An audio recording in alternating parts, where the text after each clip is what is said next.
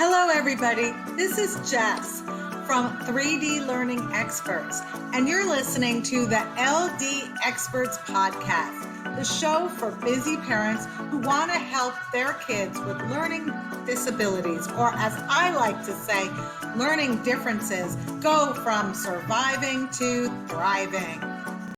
Hello, everybody. Today we get to meet Diane Devenyi from Ontario, Canada, who is an author and literacy expert. And this is going to be a really fun and unique interview because her interview is multi-sensory. So, Diane, thank you for joining us today. Well, thank you so much for inviting me, Jess. I'm really excited about this. Yeah, and we actually met. We were both guests on a Dysgraphia Awareness Day show. And so that's how we connected. And tell us about how you got started in the world of dysgraphia. Okay, well, I sometimes I say it's a circuitous route that I took. I actually started off in taxation law. I thought that's what was my destiny for my life. And then I started having children, and I had 3 children. And when my eldest was about 10 years old, we realized that problems he was having with messy handwriting, dysgraphia, and spelling were really interfering with his happiness and his willingness to participate in school. And some teachers adored him and still thought, well, he just needs to try harder. And some thought that he was deliberately lazy. And when I started looking into it, I realized that this really felt like something that was important to do something about. And so not realizing that I was going to say what I did when I attended a literacy training session. I was with 35 seasoned educators, and I stood up and introduced myself. I said, I'm Diane Devenyi, tax lawyer, mother of 3, and I'm here to revamp education on the planet. And then I sat down and I thought, oh my gosh, what did I just say? What does that even mean?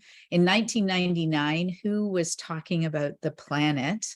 And the only thing I knew is it felt true.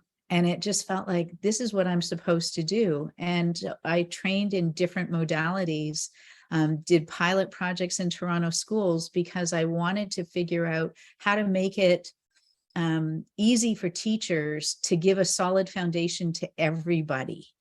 And so, yeah, it's been a long journey, a lot longer than I expected.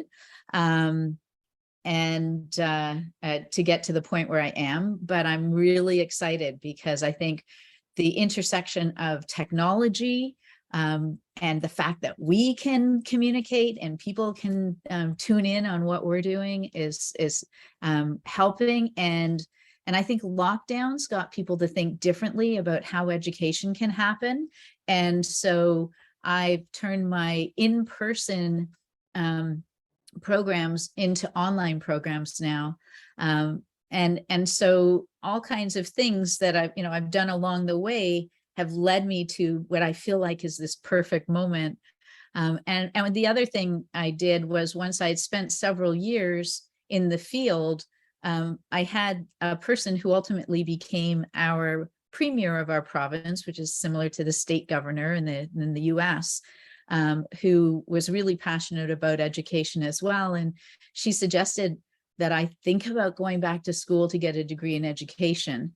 And so she wrote me a reference letter, and off I went back to school, to graduate school, to get a master's degree in education. And really saw that there is a lot of confusion about literacy issues. There's a lot of confusion about the root cause of issues, about how to treat them. And we've all heard in literacy about the so-called reading wars. Is it whole word? Is it phonics? Is it, there's so many layers of confusion. And so I'm happy to be part of bringing more clarity to people in the discoveries that I've made in more than 20 years now. That's awesome. And that's so amazing, your whole story and your journey. And so many of us start our journey because of our children. Mm-hmm. But to go from being a tax lawyer to going back to school to learn more about education, that's just amazing.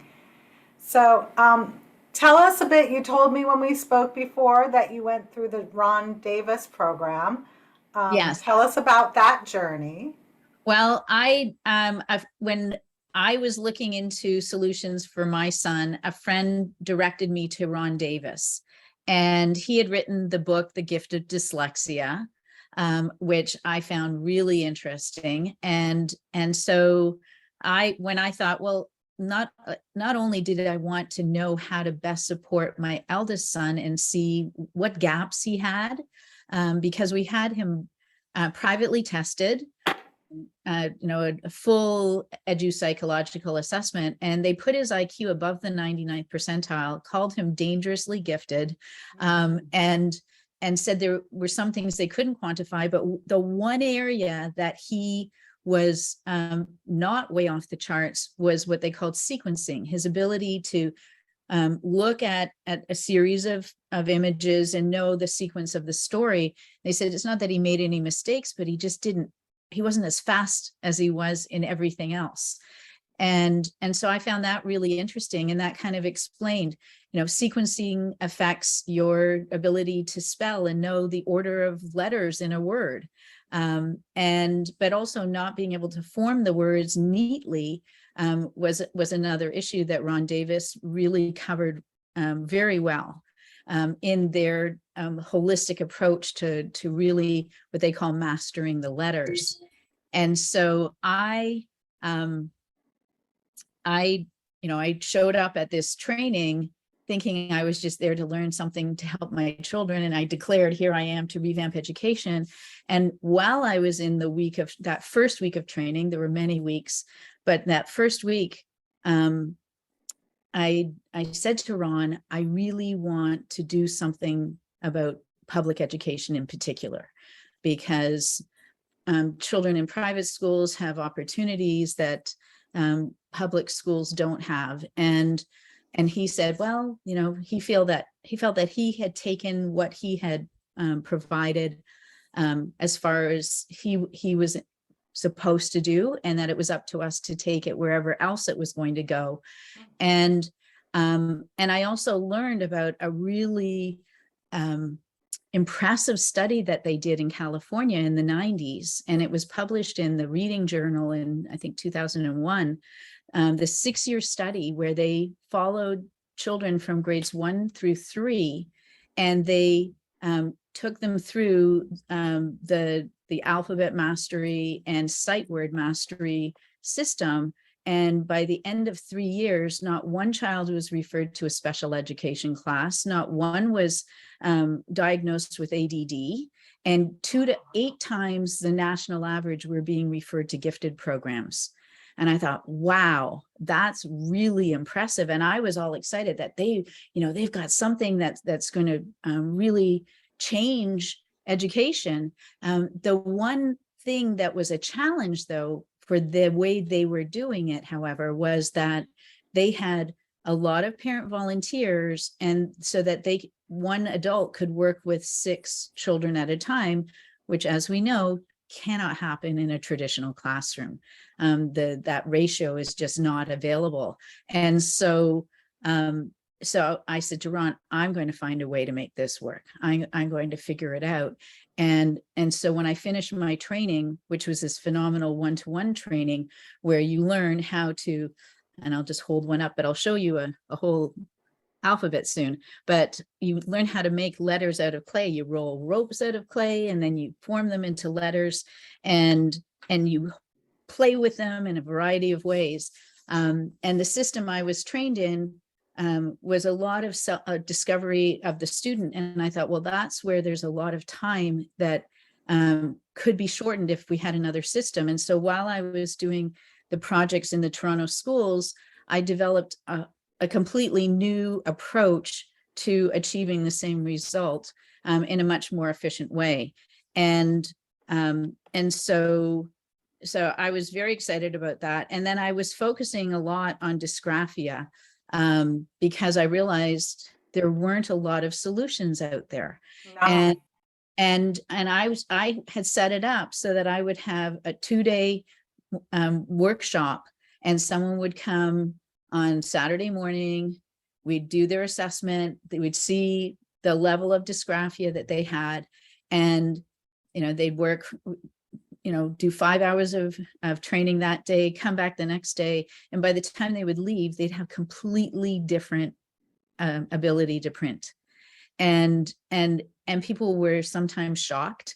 I remember the one mother, when her son was so excited, this is a sweet little 9-year-old, and he was so excited when she came to pick him up, and he ran back to the table and he printed out his new alphabet and wrote a sentence and wanted to show his mother what he could do. And she said, "Oh, but your teacher will never be able to give you that much time." And I thought, he couldn't even do this yesterday. Give him a chance. And then, a month later, she sent me examples of his before and after spelling tests. And she said, "Oh my gosh, this is amazing." And so I was having a great time, and I was ready to kind of level it up in a number of ways, including follow-ups and integration, and ready to have a big relaunch in March of 2020, which never happened. And so that's when I realized, can I do this online? And at first I was resistant because I have heavy materials and shipping them felt overwhelming, but I've learned how to do all of that. And so now I'm working with students in Dubai, in the UK, all over the US, and Canada. And so yeah, it's been a lot of fun and a lot of heartbreak from time to time as well. Well, that's amazing that you can help people all over the world now. And, that's one of the incredible things that came out of COVID for my business as well. So that's nice that we can help people everywhere and not just restricted to our little 20-mile radius. Yeah. I'm so excited to be able to have you share, because like you said, dysgraphia is definitely under addressed and a struggle definitely for several of my family members and lots of my students. And I'm like, well, we can't really do anything virtually. So now we have solutions. I had just been talking to people about messy writing or dysgraphia, but in fact, I came up with a concept that I called letter disorder. It's a lack of order in the way that you form the letters. And it's not only when you're writing, but it can affect your spelling. And it can influence a number of other aspects of learning and challenges, including attention. Because if you have confusion, and it's basically just due to an incomplete education for that individual. For some people, they can look at letters on a 2-dimensional page and that's enough for them. And for others, it's better for them if they have a kinesthetic connection. And for some, they will never be able to integrate these symbols unless they have a full connection to them. And that's why the Davis system was really about making your own 3-dimensional letters and bringing them and activating your mind's eye or your imagination through your hands and making a full body connection. But what's interesting about the process is when I went through it myself to learn how to facilitate, I actually could feel a shift in myself as I was picking up the letters and feeling them and seeing them in ways that I'd never done before. And I could feel it in every cell of my body. And I thought, oh my gosh, like I've been living just in here and thinking this is where it all happens, but then realize that when your whole body is engaged in the learning process, it's a completely different and richer experience for everybody. It opened me up to trying something I'd been afraid to do my whole life, which was partner dance. And I quickly became a danceaholic. I now know how to dance 10 styles of partner dancing, from tango and ballroom to Latin and swing. Like I love it. And the other thing that happened is just my creative juices have completely opened up to the point that I write spoken word poetry. But it's never deliberate. It's not like, today I'm going to sit down and write a poem. It's more like, no, today you are going to sit down and write a poem. Like, as I was writing the introduction for my book that I'm very excited about publishing next month, I was writing what I thought was going to be the introduction, and one of those poems showed up, and I went, oh my gosh, it's one of those poems again. So maybe for fun, I can, at some point, we can see if there's time to share it with you, because I think it would really be meaningful to a lot of your listeners or viewers, because it's called Dear Genius, and it's kind of it's my message basically in a poem. Awesome. So I'm sure we can make time to share that at the end. Awesome. So this concept of letter disorder, it's not like other learning disorders, it's which people attribute to a person. It's just a lack of order in your letters when you are asked to produce writing samples, or as we're going to look shortly at the alphabet, your connection to the alphabet and the way that you put words together. So now I'm looking at letter disorder rather than saying, well, is it dysgraphia, and what is dysgraphia? What does it include? And what about poor spelling? And what about attention issues? And what about dyslexia? I look at all of that as you resolve all letter disorder and bring order. And for some people, it's just a fine tuning. Like for myself, I was a tax lawyer. I had no issues reading, writing, speaking, comprehending, but it changed me. And so I see it as one of those amazing universal designs that they're looking for in education, that not only prevents the gaps in those who might otherwise fall between the cracks in traditional methods of teaching, but it also enriches everybody. And it's also something that can happen at any age. Last year, I had a student who was 78 years old. And he was born at that time when, if you were left-handed, you were forced to write with your right hand. And he always felt that something had been not right for him, no pun intended. And so when he found out about the program I was doing, he asked if he could do the course with us, even though at that time it was for families, but he did it as an individual. And he started sending me messages saying, I'm waking up every day laughing. I feel that people are listening to me in ways that they never did before, which comes from your own sense of personal confidence. You know, people are going to pay better attention to you if you're presenting yourself with more clarity. And he reached out recently, a year later, and he said, I'm still so happy about this. And what else can I do with you? Like what else is there? Because he just felt that it changed his life. And so it's not really something that you think of as for children to do. In fact, Davis created his original system for adults, and then people started saying, well, what about children. Why can't we let them have it?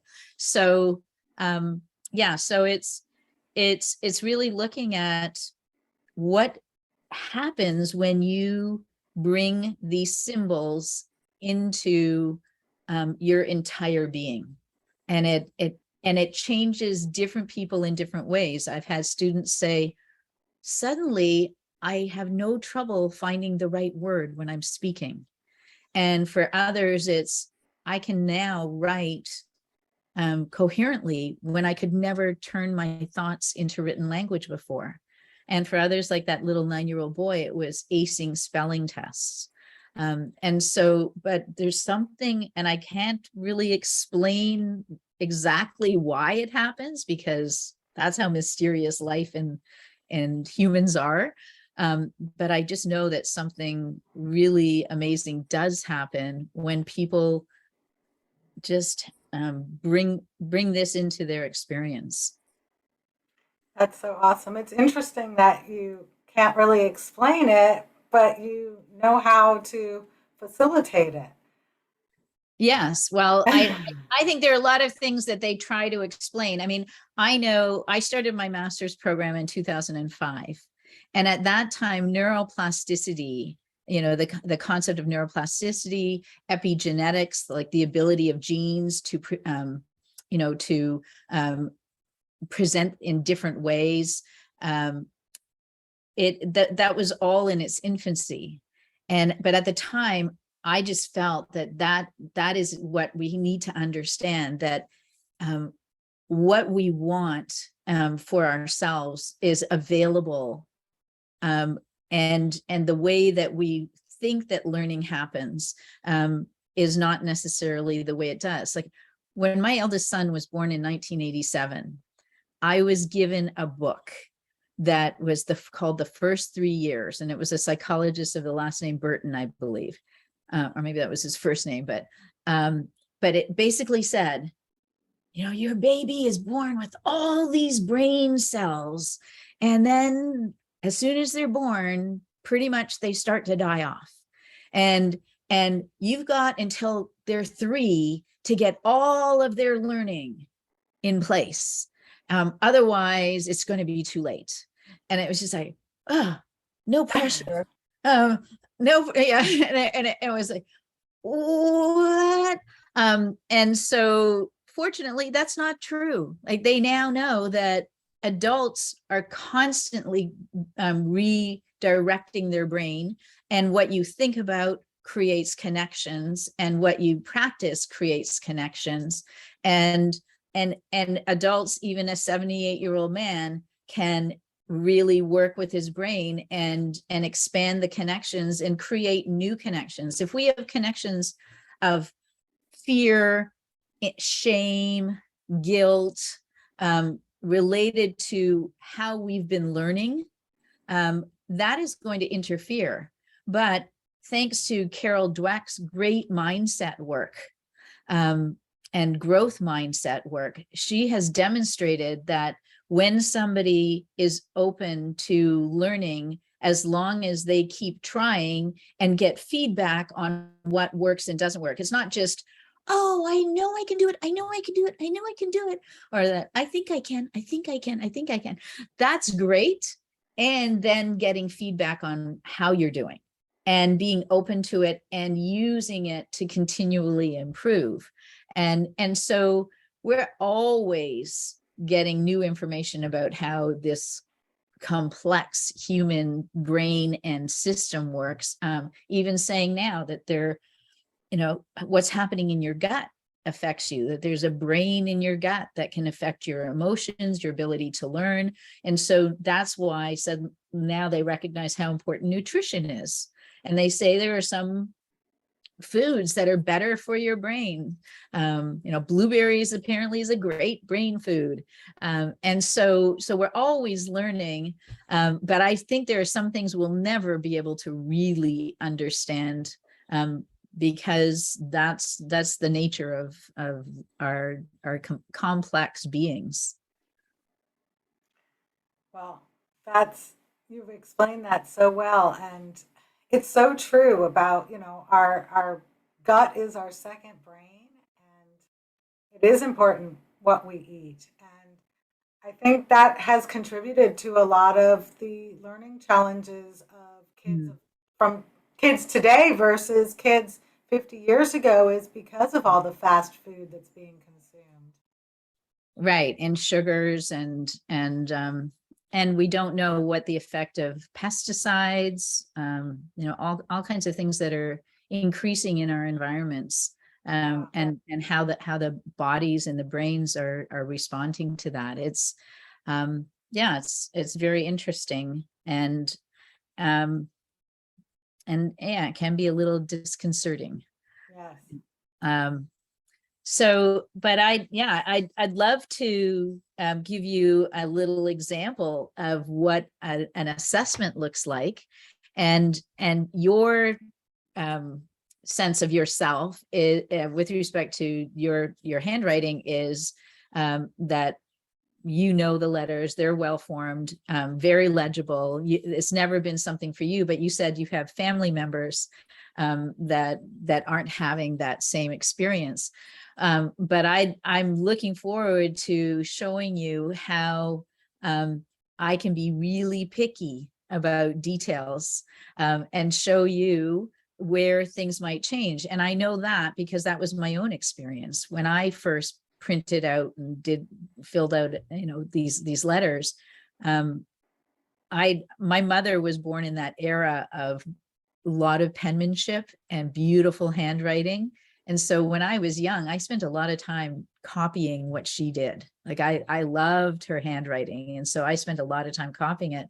And so I didn't think I had anything to learn, but there's always a little tweak. And sometimes I say, if you think about it in these terms, how old were you when you learned those letters?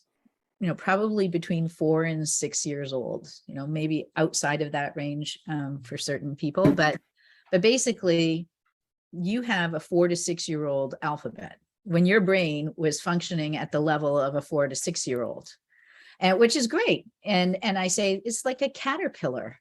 Caterpillars are awesome. They can do lots of things. They have cool silk that comes out of them so they can swing in trees. They can do all kinds of awesome things, but they're not a butterfly. And what if you take what you've got and prepare yourself to relearn it with this idea that you're going to level it up. You're going to bring it up to what I call the genius letter, level. And so as we look at yours, I will show you very fine details about things that after years and years and years of doing these assessments, that I've started to recognize what it is that is interfering with a person's access to the literacy that they want. Okay. Now, what about the poem? When would you like me to do the poem? Do you want to do the poem at the very end of the second part, or do you want to do it at the end of the first part? Maybe do it at the end of the first part, because it Okay. might give people. Diane, I would love to have you share your poem before we stop part one. So will you go ahead and share it with us? Absolutely. Thank you. Dear genius, yes, I'm talking to you. You whose eyes betray the wounds of being the bully or the bullied in the schoolyard. Remembering to this day the feeling of the pit in your stomach that day when you gave the wrong answer in class and everybody laughed. I hear what you think you can or cannot do, and what your third grade teacher sent home in notes about your missing the brains, effort, or focus boats. It's time to cross the moat from that world with your banner unfurled and wearing the coat of endless possibilities. It's been many score that the hallowed doors of learning have been my muse. School may bore you, but I refuse to lose my vision of genius for all who are bruised. And in my cruise, this is what I've seen. The truth about learning is ever changing. They keep rearranging the stories as the academy jostles for glory. inventing new labels that pain and worry, the cruelest form of allegory, and changing nothing that really matters. If reading or math cause stress or your writing's a mess, then you have yet to address the critical basics for your learning success and be impressed by the value of knowing some things with certainty. Your foundation had cracks, so you made your own hacks, cheated or guessed, hid your shame to this day in a game you weren't equipped to play. But don't assign blame. We're all doing our best, trapped in a system that is foundation-less and focuses too much on one test. Your stutter shows they have work to do to find the true genius residing in you. You choke on your words, desperate to be heard. This may sound absurd, but here's the word. That obstacle in your mouth starts in your head, and your dread of being misread turns your tongue to lead. They call you slow, but you're really too fast to stay with the pack, and in your mind go back and forth with thoughts and visions, suffering derision because you don't go with their flow. If they only knew what you know, if there was time to explore, they could ask for more. But the rush to cover the curriculum means that instead you lie in your bed wondering, what's wrong with my head? There's nothing wrong with you. You who seek only to accept and be accepted in love, but feel a need to succeed, to rise above the others or fall behind. It's not a race, sweet child of grace. Their taste for haste exacerbates confusion and comes from an illusion of separation from the whole, resulting in waste of your potential as you play the wrong roles, chase unfulfilling goals, and eat from the bowl of limitations. It's time to get straight to the point of your greatness. It's in you, but you don't know it. You haven't learned how to consistently show it. It's never too late to return to the gate and lay a new foundation. When you join the genius nation, you with focus and poise make an authentic noise and claim your unique location with unmessable elation.